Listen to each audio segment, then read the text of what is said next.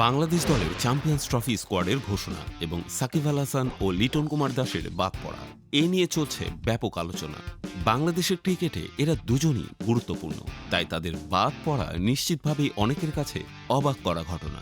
যেখানে বিগত এক বছরের ফর্মহীনতার কারণে বাদ পড়েছেন লিটন, তবে বাদ পড়ার দিনই বিপিএল এর শতক হাঁকিয়েছেন তিনি। এছাড়া দলে নতুন করে জায়গা পেয়েছেন ওপেনার পারভেজ হোসেন ইমন। আগামী ১৯ ফেব্রুয়ারি থেকে শুরু হতে চলেছে চ্যাম্পিয়ন্স ট্রফির এবারের আসর।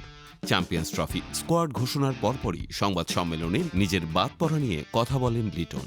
তিনি জানান, এটা আমার হাতে নেই, এটা সিলেক্টরদের সম্পূর্ণ কল। শুধু নট অনলি মি, যে কারে খেলাবে না, এটা সম্পূর্ণ তাদের একটা কল। লিটন তার পরবর্তী পদক্ষেপ সম্পর্কে বলেন, তো আমার কাজ হচ্ছে এখানে পারফর্ম করা, যেটা করতে পারতেছিলাম না এতদিন। আমি ওটার জন্য হয়তো আপসেট ছিলাম, কীভাবে ওখান থেকে ডেলিভার করা যায় পারফরমেন্স। ম্যাচের আগে যে মাইন্ড সেট আপ ছিল, ম্যাচের পরও সেম মাইন্ড সেট আপই আছে। আমি সবসময় একটা কথা বলি, আজকের দিনটায় অলরেডি পাস্ট। হ্যাঁ, আমি একটা হয়তো বা আমার কেরিয়ারে ভালো ইনিংস খেলেছি, বাট আমি নেক্সট ম্যাচ গেলে আবার আমাকে জিরো থেকে করতে হবে। So back of the mind এটাই থাকবে যে আবার নতুন করে আমার ইনিংস গোছাইতে হবে। তো পরিশ্রম করবো, দেখা যাক কী হয়।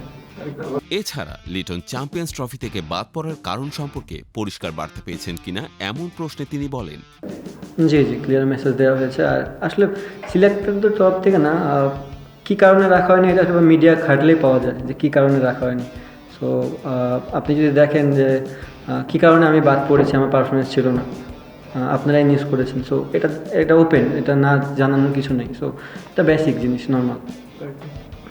লিটনের কথা থেকে স্পষ্ট তিনি নিজেকে আরও প্রমাণ করতে প্রস্তুত এবং পরবর্তী ম্যাচে তিনি নতুন উদ্যমে মাঠে নামবেন।